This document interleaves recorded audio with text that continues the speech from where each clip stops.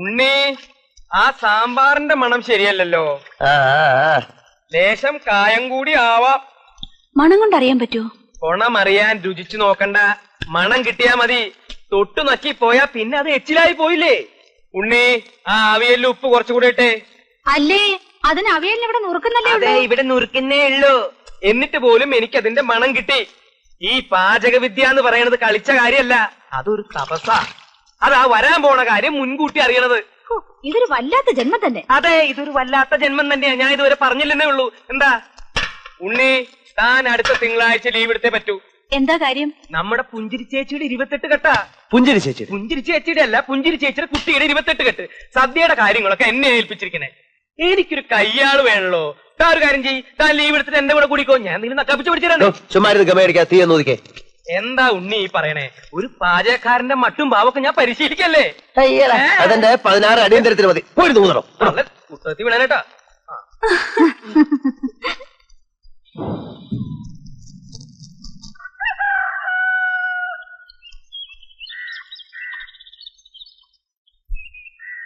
എന്റെ ഉണ്ണി ചതിച്ചല്ലോ. പച്ചടി മുഴുവൻ അടി പിടിച്ചു പൊങ്ങഞ്ഞു പോയി. എന്തോടോ നോക്കിക്കാതെ വെള്ളത്തിലോട്ട് ഇറക്കി വെക്കണോ? എടുത്തു വെക്കി. അതെ, ഇനിയിപ്പോ എന്താ ചെയ്യാ? അതിന്റെ തലയെ കൂടെ കൊതി വെച്ചോ. അപ്പൊ ഈ കറി മുഴുവൻ വേസ്റ്റാവില്ലേ? പിന്നെ അത് മുഴുവൻ പൊളിച്ച് നാശമാക്കി വെച്ചു. ഒന്ന് പതുക്കെ പറ. ആ തള്ള കേട്ടാ നമുക്ക് കുറച്ചില്ല. ഞാൻ ഒരു കാര്യം ചെയ്യാം, ഞാൻ ഇതൊക്കെ എന്റെ വീട്ടിലേക്ക് കൊണ്ടുപോവാ. സദ്യക്ക് വേണം. എന്നിട്ട് വേണം നാളെ കള്ളടിക്കുമ്പോ എടുത്ത് വെച്ച് നക്കാൻ. ഇടോ നോക്കിക്കാൻ നെയ്യും പഞ്ചസാര അണ്ടിപ്പരിപ്പ് മുന്തിരിങ്ങ എടുത്ത് അതിലിടണോ. നാളെ ഒരു സ്വീറ്റ് ആക്കി കൊടുക്കാം. എന്റെ അളിയ, അതിനല്ലേ ഞാനിത് പുകച്ചത്. ഞാനിപ്പോ പുകച്ച. ഇനി എന്നെ തല്ലരുത്. തല്ലിയാൽ നീ തല്ലോ. ഇനി തല്ലിയാ ഞാൻ കൊള്ളുന്നു. എങ്ങനെയാണോ ഇതിനെ ഇങ്ങനെ ആക്കി വെച്ചത്?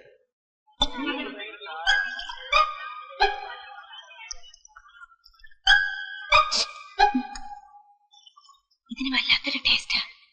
അതൊക്കെ പറ. ഇതെന്ത് സ്വീറ്റാ? ഈ ഒരു പ്രത്യേകതരം പ്രിപ്പറേഷനാ.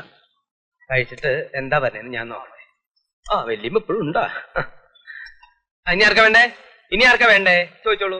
അതെ, എന്താ വേണ്ട, പുകച്ചു വെക്കുന്നു. ഞാൻ അപ്പോഴേ പറഞ്ഞതാ, പുക കുറച്ച് ചേർത്താ മതി. ഉണ്ണി, ആ ബർത്ത്ഡേ സ്പെഷ്യൽ ഉണ്ടല്ലോ, അത് എരിശ്ശേരി. അയ്യോ, ഞാനല്ല, ഉണ്ണി പറ്റിച്ച പണിയാ. എന്തായാലും നന്നായിരിക്കുന്നു. Really delicious.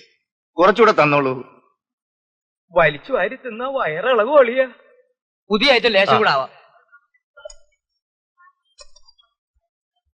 എന്താ ഇതിന്റെ പേര്? ഇത് പിന്നെ ഈ ഉണ്ണിയപ്പം പോലെ ഒരു ഉണ്ണിമധുരം. ഇനി ആർക്കാ ഉണ്ണിമധുരം വേണ്ടത്? വരുന്നു. കഴിച്ചോളൂ. പ്രായമായവർക്കും കുട്ടികൾക്കും ഒക്കെ കഴിക്കാവുന്ന സാധനമാണ്. കഴിച്ചിട്ട് വിശേഷം നീ പറഞ്ഞോളൂ കേട്ടോ. എല്ലാം ചെല്ലും. അതെന്നെ ആർക്കാ വേണ്ടേ? എന്റെ പൊന്നുമോൻകുട്ടൻ എന്താ വേണ്ടേ?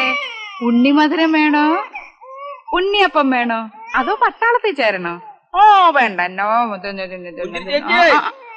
പുഞ്ചിരി ചേച്ചി ദേ ആളെ പിടിച്ചോണ്ട് വന്നിട്ടുണ്ട്. ഞാനൊക്കെ പറഞ്ഞ വാക്കാ. മിലിറ്ററി എന്തിനാ ചേച്ചി എന്നെ വിളിപ്പിച്ചേ? അതെ, ഇതെന്താണ് വേറെ ഉറക്കത്തിന് വിളിച്ചു കൊടുത്തിട്ട് കളിയാക്കാതെ ചോറ് വിളമ്പ് ചേച്ചി. ചോറെന്ന് പറഞ്ഞ കാര്യം വിളമ്പാൻ. അല്ല, എനിക്കങ്ങ് വയ്യ. അത്യാവശ്യം എന്ന് പറഞ്ഞ എന്നെ പിടിച്ചു നിലത്ത് നിർത്താതെ ചാടിപ്പിച്ചതല്ലേ. അതൊക്കെ ശരിയാ. അപ്പോഴങ്ങനെ തോന്നി. ഇപ്പൊ ഉണ്ണിയെ കണ്ടപ്പോ മിഴുങ്ങാനും വയ്യ, ഛർദിക്കാനും വയ്യാത്ത പരുവായല്ലോ. വിഴുങ്ങണ്ട, ധൈര്യമായിട്ട് ഇങ്ങോട്ട് ഛർദിച്ചോ. എനിക്ക് കാര്യം പറയേച്ചി. ഒന്നും അറിയാത്ത പോലെ. സത്യം പറ, ഉണ്ണി കുഞ്ഞ് അറിഞ്ഞില്ല? അറിഞ്ഞു, തേങ്ങാക്കൊല. എന്റെ ഉണ്ണി നീ ഇങ്ങോട്ട് വന്നേ, ഇതൊന്നും ശരിയാവില്ല.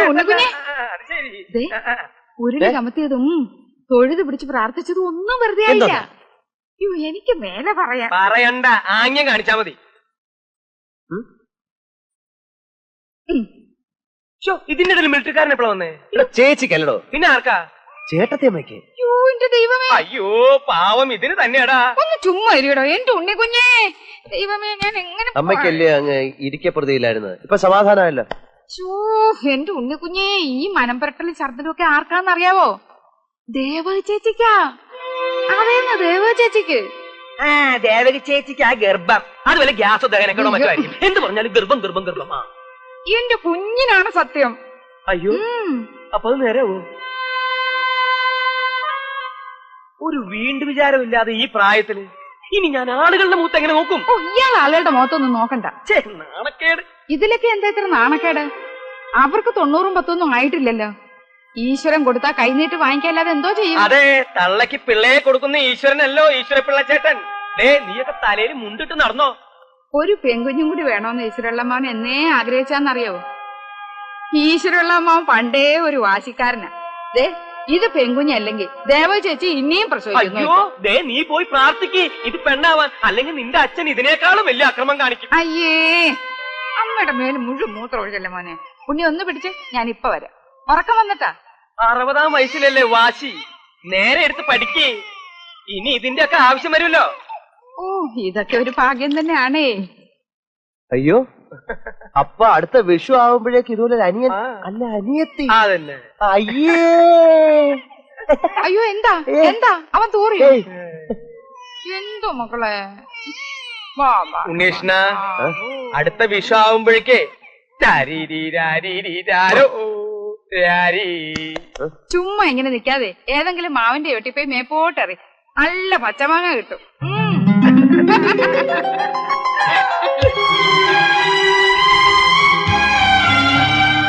അമ്മേ, അമ്മേ, ഓ, അമ്മേ, അമ്മേ, അമ്മേ, അമ്മേ. എന്താടാ? പതിവില്ലാതെ ഇപ്പോ എന്താ?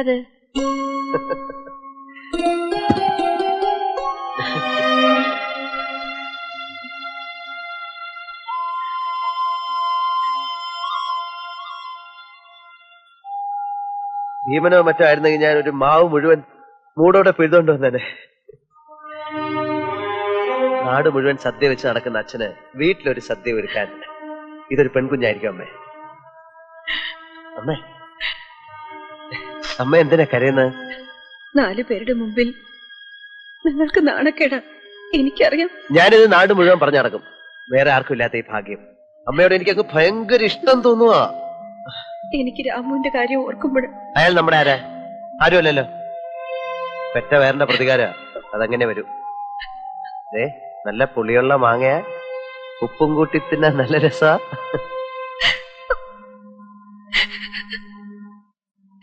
ഇങ്ങനെ കരഞ്ഞിട്ട് എന്താ കാര്യം? ആരെങ്കിലും വന്ന് കണ്ട എല്ലാരെ കൊണ്ടും പറയിക്കാം. എന്ത് തലയിലെഴുത്താ ഇത്? ജീവിച്ചെനിക്ക് മതിയായി, ചത്താ മതി. അടങ്ങ് ദേവു, എന്ത് ഭ്രാന്ത ഇത്? രാമകൃഷ്ണന്റെ മുഖത്ത് ഞാൻ എങ്ങനെ നോക്കും? അവനില്ലാത്ത ഭാഗ്യം നമുക്കെന്തിന്? ദൈവനിശ്ച എങ്ങനെയാണെന്ന് ആർക്ക് പറയാൻ പറ്റും? ഒരുപക്ഷെ അവൻ വളർത്തിക്കൊള്ളുമായിരിക്കും. പെൺകുട്ടിയാണെങ്കിൽ നമുക്ക് വളർത്താം, പണ്ട് ആഗ്രഹിച്ചല്ലേ. എനിക്ക് പെണ്ണിനെയും വേണ്ട, ആണിനെയും വേണ്ട. ഈ ഇരിപ്പി ഭൂമി പളർന്നങ്ങ് പോയാ മതി. എനിക്കും ഉണ്ട് നാണക്കേട് എന്ന് വിചാരിച്ചിപ്പോ എന്ത് ചെയ്യാൻ പറ്റും? സർക്കാർ ആശുപത്രി പോണോ? പോകാം. ഇക്കാലത്ത് ഒരു പാവമൊന്നുമല്ല. ദൈവദോഷം പറയാതെ, നമുക്ക് തന്നത് നമുക്കുള്ളത് തന്നെയാ, നമ്മുടെ